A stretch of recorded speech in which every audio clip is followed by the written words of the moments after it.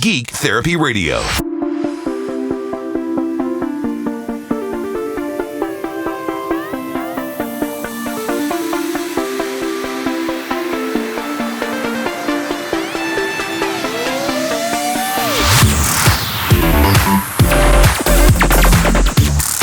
Welcome into Geek Therapy Radio, everybody.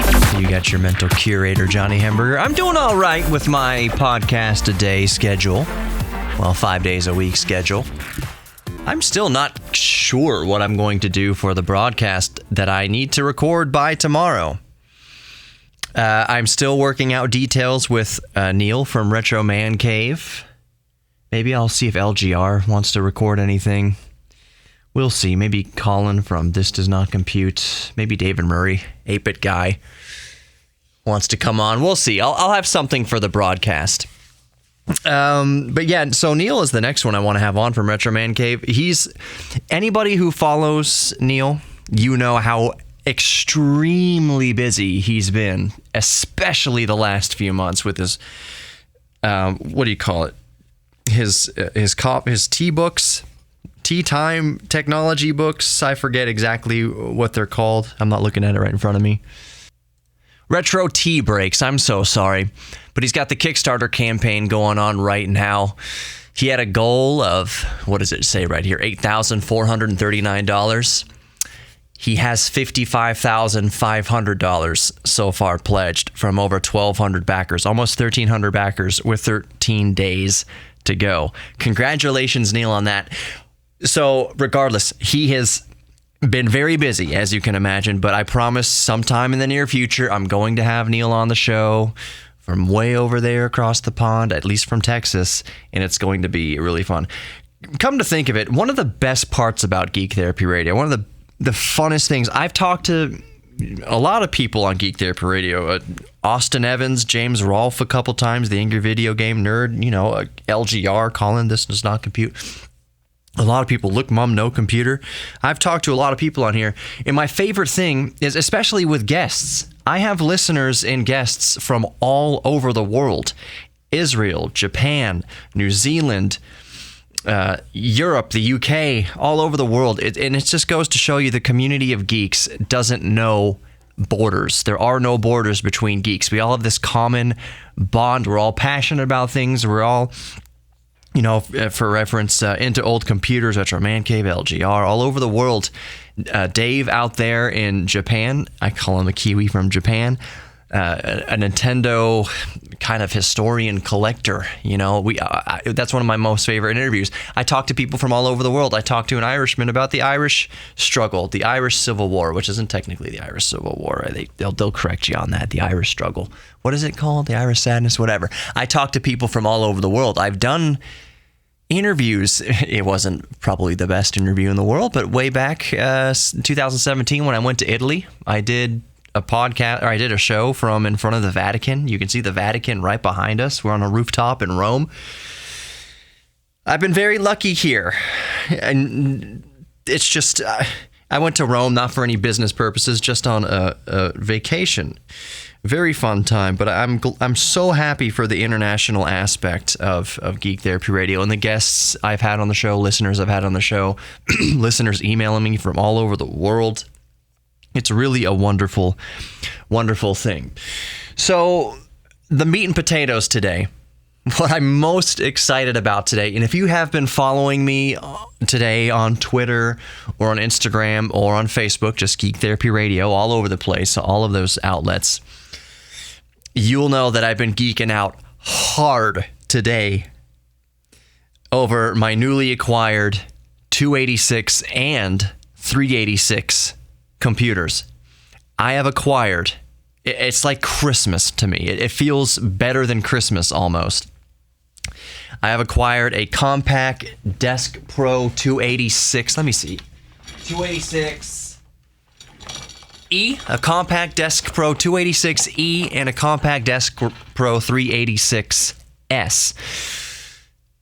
Many of you know that I have grown up and I am based here in Houston, and Compaq was a Houston-based computer company. A lot of you listening from all over the world have had a Compaq computer or a Compaq laptop, Compaq peripheral of any sort, and it was all based just down the road here in Houston. Matter of fact, the David guy and I, the 8-bit guy and I spent a couple days a few months ago exploring Houston geekiness, and we spent an hour or so at the Compaq headquarters, chasing not just one of the Compaq headquarters, the bank building where they started their office and then their manufacturing when they moved to another part of town, nearby part of town, to open up their big offices and their manufacturing facility.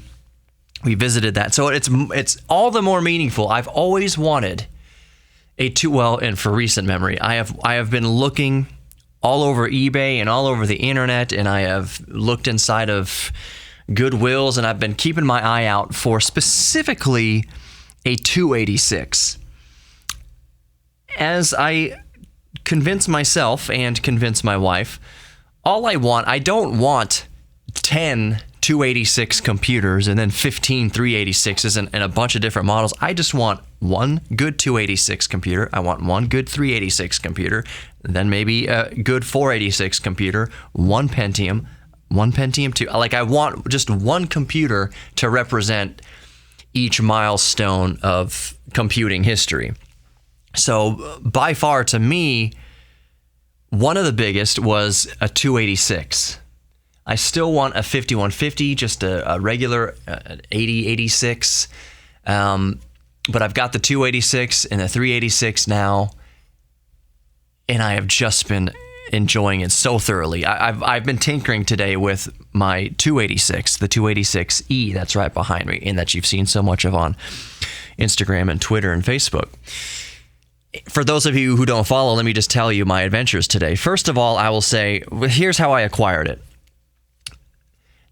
There's my church and a lot of other interfaith churches around the area. So it can be Jewish synagogues, it can be the Catholic Church, anything like that. It's multi-religion, but they all operate this kind of resale shop co-op thing. It's called the Braze Interfaith Resale Shop, or the Braze Resale Shop. It's on Post Oak here in Houston. And Ryan, one of the people who almost single-handedly runs the shop with a lot of help, but he is there all the time. Just a great guy, great friend. I told Ryan several months ago, I said, hey, if you get called to an estate, because a lot of times they get their items from estates, people pass away and then leave the estate to charity and such, and Braze Resale will come in there and get furniture and maybe some clothing, not so much now during coronavirus, but anything kind of valuable, and sell it. Not that valuable, because it's selling to people who are underserved and underprivileged. So a dining room table for $50, whereas anywhere else it'd be $500. It's a resale shop. I told him to keep an eye out for old computers, specifically a 286 or a 386 or a 486 or a Pentium, just any old computer, because while people like me in the retro computing community are very passionate about those machines, most of the population aren't and wouldn't know what exactly they were looking at. Or if they found an old computer from 1986, they would just toss it or recycle it or something like that, because how can you blame them? It's an old computer that's no good to anybody in the modern world. So a lot of these computers just get drunk. Just get drunk. A lot of these computers just get junked or put in a landfill or hopefully recycled. So I asked Ryan to specifically, because he's a smart guy, he's a techie guy, I said, keep your eye out. You ever come across a 286 or a 386 or a 486? Any computers from the 70s, 80s, early 90s, just let me know. And of course he did. Several months later, he calls me up, texts me rather, and says, hey, I've got a 286 and a 386 and a Pentium and a Pentium 2 and an AMD X64 and a bunch of other vintage stuff from an estate. There was a gentleman who died, I believe, who was a computer programmer, and he had all of these computers. Now, fast forward to what I've been tinkering with today, the 286. The 286E specifically, Compaq DeskPro 286E. This thing is in immaculate condition. When I opened it up, and I'm working on a video that I'm going to put on the Patreon. It's going to be a Patreon exclusive of my first time exploring this 286 computer. When I first opened it up, I was expecting this is going to be filled with cobwebs. This is going to be disgusting. There's going to be rust everywhere. There's going to be cobwebs and probably dead insects inside there. I was expecting the worst because I was fully going to clean it up and see if I could fix it up, recap it, whatever. I opened it up. Other than a little bit of dust, it is pristine. And I absolutely lucked out with this one. It is in such great shape. It has a 40 megabyte hard drive. Let me go over the specs a little bit, and then I'm going to turn it on for you. For those of you who aren't following on Instagram or Twitter or Facebook, I'm going to put the microphone down next to it and turn it on and let you hear all the glorious noises it makes. It's so smooth. It's like a fine running car. So the specs, it's got 1 megabyte of total system RAM. It's got the 40 megabyte hard drive, and I'm still seeing what all specs it has, but it has 3 disk drives, or actually, sorry, 2 disk drives. It has a 5 1/4, 1.2 megabyte floppy drive. It's got a 3.5 inch, 1.44 megabyte floppy drive, and it has a 40 megabyte tape drive. And they all appear to be functioning. Well, they all appear to be functioning. I've only had it at work, and we don't have floppy disks here at work, so I'm going to go home and at least test it with my 3.5 inch floppy disks. I don't have any 5 1/4s, but that will change soon. But I plugged them all back in. When I first opened the case, it looked like only the tape drive was plugged into the IDE cable and to the Molex power. So I plugged the other 2 IDE cables into the other tape drive, into the other disk drives, and the power adapters into them, rebooted the system, or turned the system back on, and they all went through their self-checks perfectly and sounded great. I'm a little confused as to what version of DOS I am officially running, and I'll explain.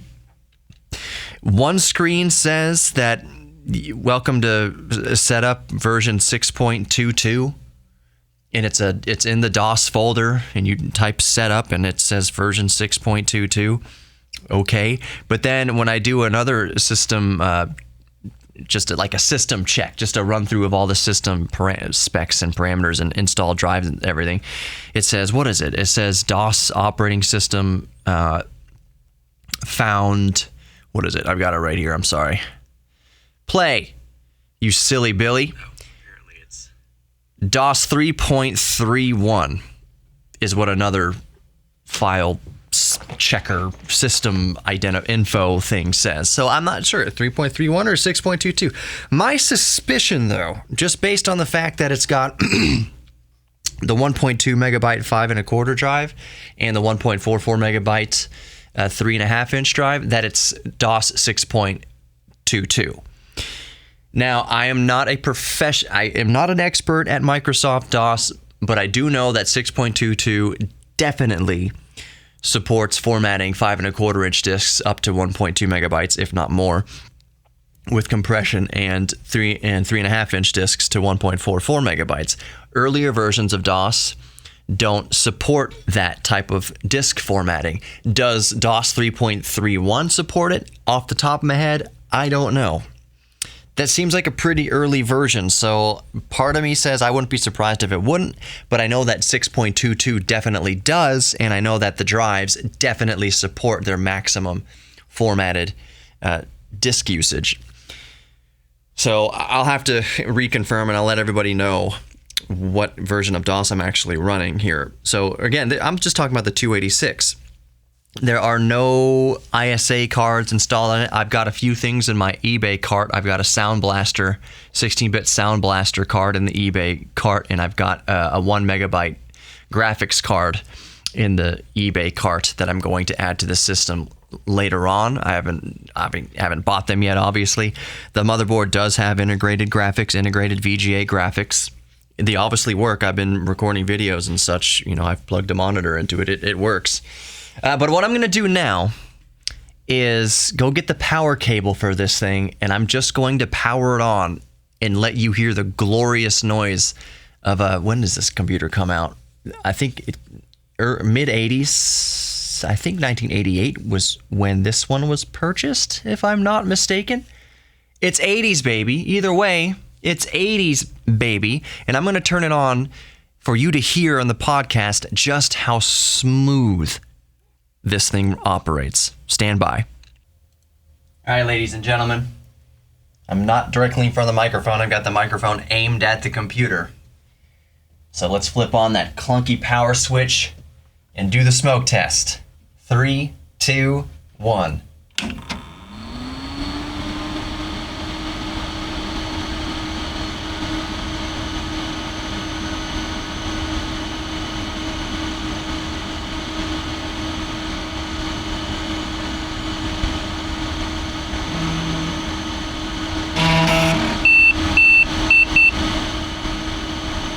That's what we're saying. Press F1 to continue.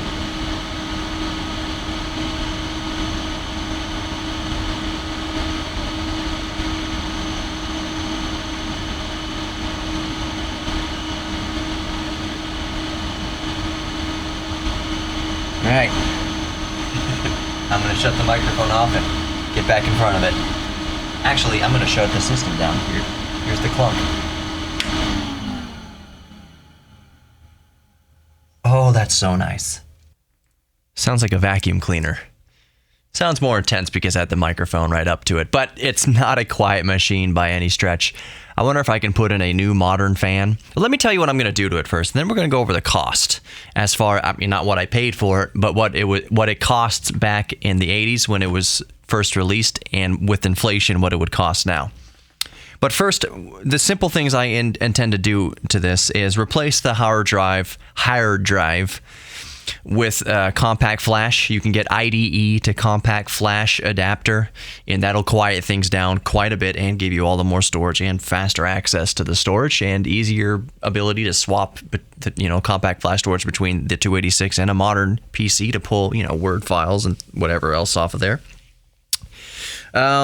And put a quieter fan in there. And I think when you get rid of the hard drive noise and make it a quieter fan situation, you will make it dramatically more quiet.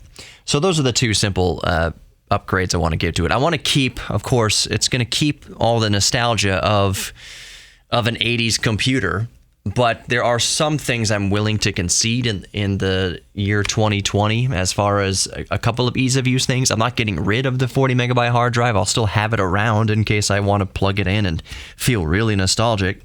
But for day-to-day use, I would rather have it based on solid-state storage and have a quieter fan in there. So those are the only reasonable upgrades I'm going to do to it. And it's nothing that's going to be visible really from the outside. I might have the Compaq Flash to IDE adapter on a bracket to sit in one of the ISA slots on the back, but effectively it's still going to be a beige 286 computer. So, okay, the cost. I have the inflation calculator up here, and I have a little a document that from computinghistory.org.uk that states that the DeskPro 286E, model number 2551, came out, was released from Compaq in 1987. The DeskPro was first introduced. The DeskPro 286 was first introduced in 1985. The DeskPro 286E, which is what I have, apparently came out in 1987, according to what I'm looking at right here. Now, in 1987, this computer cost as much as $3,600. $3,600. Adjusted for inflation, sorry about the mouth smacking, adjusted for inflation in 2020, it would be as if this computer cost $8,169.62. Today, this computer would cost $8,169.62. That is Mac Pro territory. What can you configure? I think you can configure a Mac Pro to darn near 50 grand. I believe. Is that right? It's way over 20. It's way over 30. But you can get into a Mac Pro definitely for way less than that. So I'm just saying, $8,000. What kind of computer can you get for $8,000 today? Well, in 1987, for $8,000, you could get a Compaq 286E, DeskPro 286E. So I looked at eBay. I was scrolling around eBay to see if I can find any of these DeskPro 286Es on eBay, and really I couldn't. Let me type it in here. I'm just going to type in 286E. That's it. Actually, that's probably not really a good search result. Let's do Compaq space 286E. I see a power supply unit for $34 or so. I see some software. I see some mobile computers. I'm not seeing any, as of right now recording, I'm not seeing any DeskPro 286Es. I see a DeskPro 286 here, the first model, the DeskPro 286. It says $370 or best offer. If I were to wager a guess, just a guesstimate as to what this 286 is worth right now, this DeskPro 286E is worth, I would put it probably between $300 and $500, probably. Although this is in really, really, really good shape, so it might be a little more. It might be actually kind of closer to $500. I have no idea.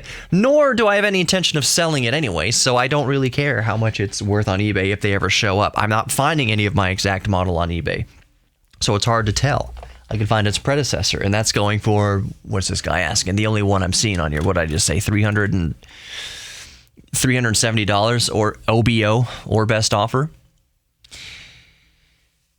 But in today's money, $3,600 is about $8,169 today. Isn't that crazy? So I guess I'll start wrapping it up with what I plan to do with this thing. I already told you, kind of the upgrades I'm going to do to it as far as the compact flash adapter and a quieter fan. But what am I actually going to use it for? Well, first and foremost, just to tinker with. Just to authentically play old DOS games. Just to authentically run Windows 3.1. I'm going to see if I can get Windows 195 working on this. Something tells me 98, maybe 95 also. But 98 might be more of a struggle, that there's some instruction sets that 286 processors don't have that maybe Windows 98 requires. Don't quote me directly on that. I'm going to see what I can do with it. But that's kind of my point. I'm going to make discoveries and learn things with this machine. First and foremost, just to tinker with. And to have it part of my collection. I've just always wanted a 286, and now I have a 286 and a 386. I have not even begun to test a 386. I'll do that when I get home tonight. I'll let you know in the next podcast, most likely. I'll let you know soon how the 386 fares. The case of the 386 has some junk on it, like coffee or something. It looked like some liquid touched it. I hope it didn't get too far down into it, but I'll look at that. I'll look at that when I get home, and I'll do the smoke test and see if it works. So back to the 286. Yes, I want to collect it, and yes, the biggest reason is I just want to tinker with it and play old DOS games with it. But I also, and you know what, we'll see if this actually kind of pans out, if I actually use it for this purpose that I think I tell myself I'm going to use it for.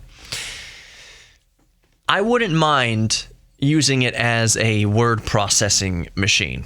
So typing scripts to YouTube videos or typing whatever, just use it as a word processor, especially when I quiet it down a little bit and just go through the nostalgic process of saving Word documents to a 3.5-inch floppy disk and then taking that floppy disk over to my 12-core Ryzen 9 Beast Mode PC and loading up my Word documents from there. I have a USB to floppy drive, so that's no problem. But just the idea of using it in some sort of functional way, and the reason I say that and why it's kind of a fanciful idea in my mind is, if I really want to focus, let's say I want to write a script or something and I just really want to focus, I don't want to be word processing on a computer that has instant access to Facebook and YouTube and Spreaker and whatever else I can distract myself, anything else I can distract myself with on the internet. I can't distract myself with YouTube on a 286 computer running Windows 3.1, can I? I mean, I can distract myself with Solitaire and Minesweeper and Ski Free and DOS games, that sure. But going down a YouTube rabbit hole on a 286 machine is, I'm just going to go ahead and say it's impossible. Impossible to get onto YouTube with a 286 computer and have it function in any sort of usable way. So it's a computer that is not hooked up to the internet that I can do focused writing on.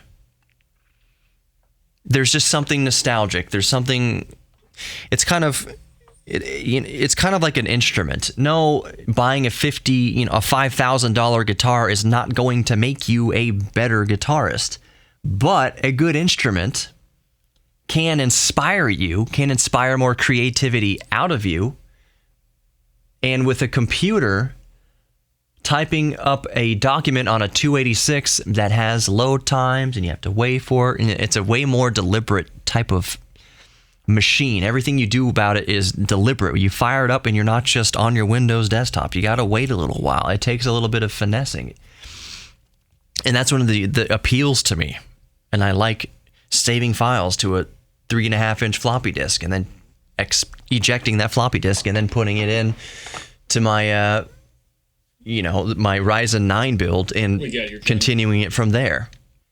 Even though it's a 286, when you're using Microsoft Office, even in Windows 3.1, or maybe if I get Windows 95 running, you can still save it as documents that are openable and readable in any modern PC, even in 2020, in Microsoft Office or Microsoft Word. So you have compatibility between the two machines. And I just thought of this as I'm wrapping it up here. Maybe one of the biggest reasons I wanted to collect some old computers from when I grew up is that the world is going to be so incredibly different for my son when he's born this year than when Daddy was growing up. And when he's got his virtual reality glasses on and he's Googling things just with his mind and levitating things and anti-grav, and he exists in a Ready Player One universe and instant speed internet, gaming in 8K and 16K and tablets as thin as paper, whatever the future of technology holds.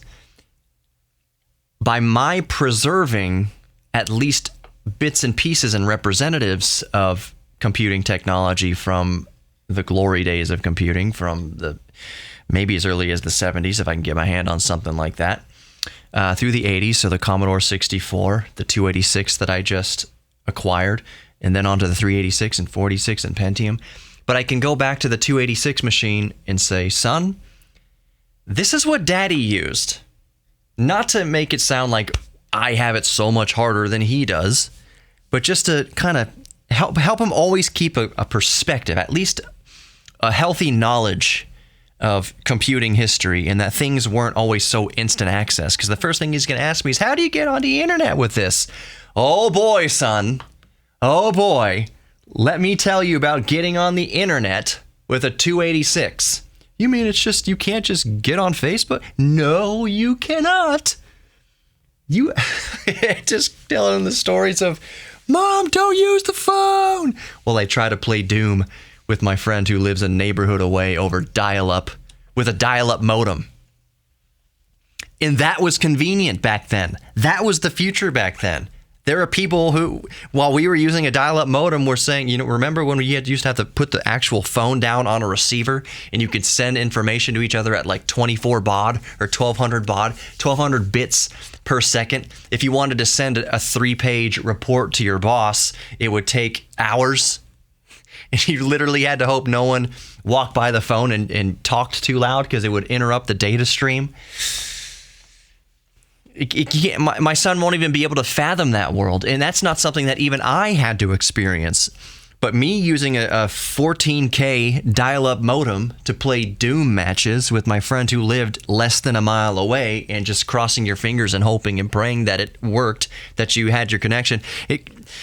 A brother or sister would pick up the phone somewhere else in the house and you hear this little voice coming out the back of your computer. Do you remember this? Those of you old enough to remember, do you remember this? Hearing a little voice coming out of the back of your computer and knowing that your mom had picked up the phone and was like, what's this? What's this noise? What's going on here? Mom, hang it up. And your gaming session gets interrupted.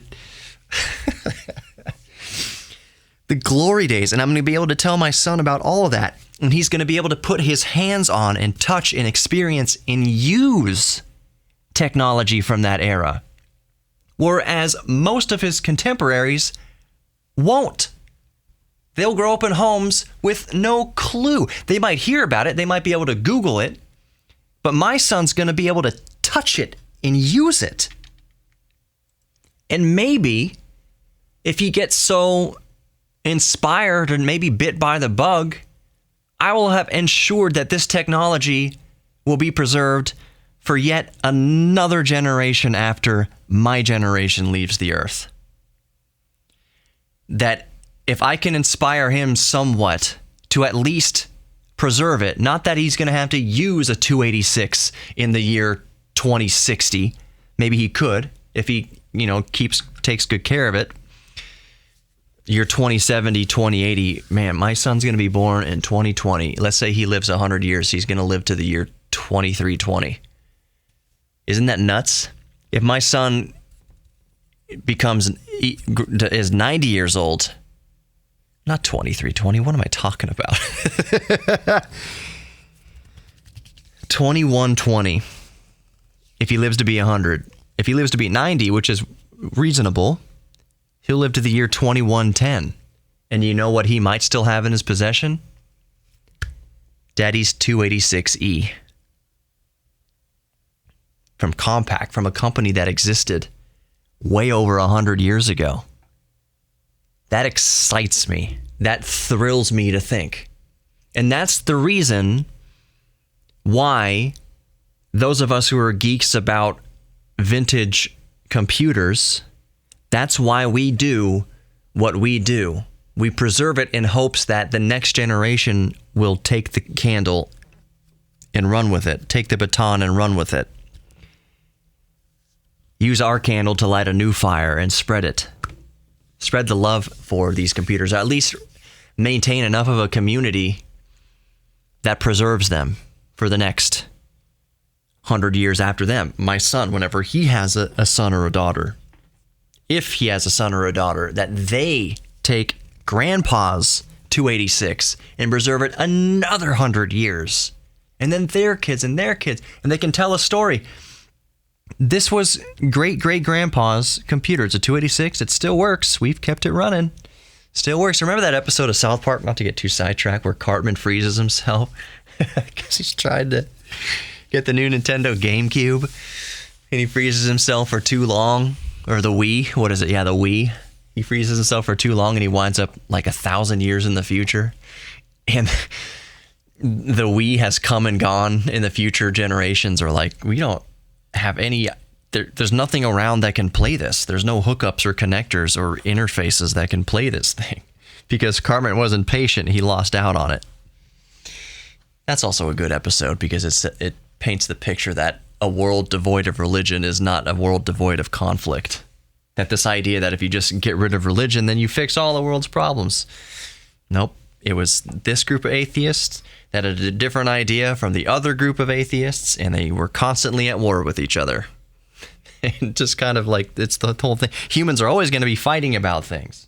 Not to get sidetracked, but it's a good episode. Hopefully in the next 300 years or so, whenever the first USS Enterprise takes off in the next 300 years or so, Johnny Hemberger's 286E is still working, and they'll carry it off to our nearest star. But it starts with me. It starts with us being passionate about vintage computers and retro technology, what we call retro technology. Somebody has to pass the torch. Somebody has to keep the flame going. And I'm happy to keep the flame going, especially when it's still somewhat functional in the year 2020.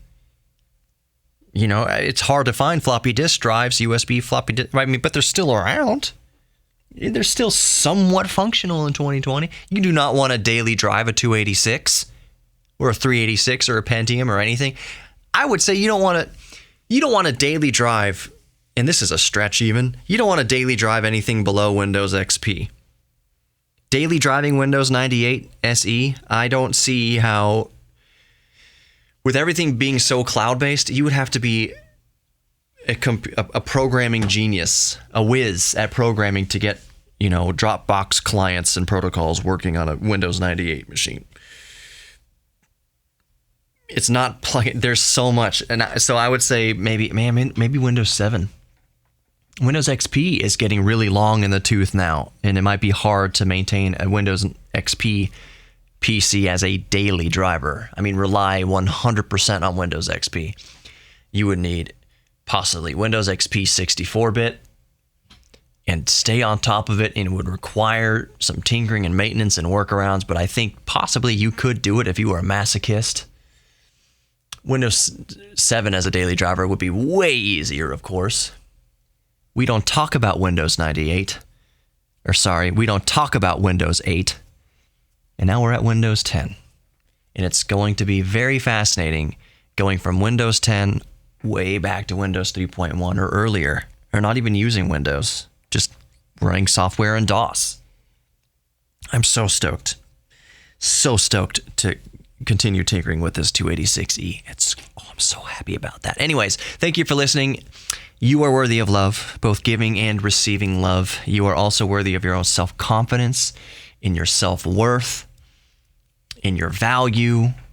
So just lean into your geek thing. Share your geek things with others. Share the joy.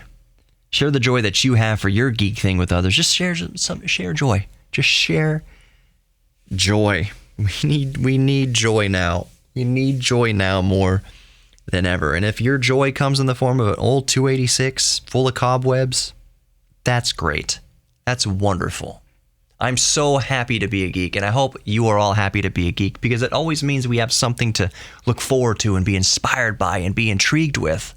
Can't imagine living in the world where all we do is consume social media and get bummed out about things. I want to live in a world where I'm excited to explore things, where I can't wait to get off Facebook and fire up a 286, or paint, or make music, or write scripts for movies that you may or may not ever film or get around to doing, or tinker with audio things, soldering irons, screws and ratchets and hammers and cars that don't work that you're fixing. I love looking forward to these types of things. I love tinkering with things. I love being a geek about all sorts of things, because that means I'm never bored. I am never bored. It's a wonderful way to live your life, I think. So anyways, thank you so much for listening to Geek Therapy Radio Podcast. Take care. I love you all. See you tomorrow.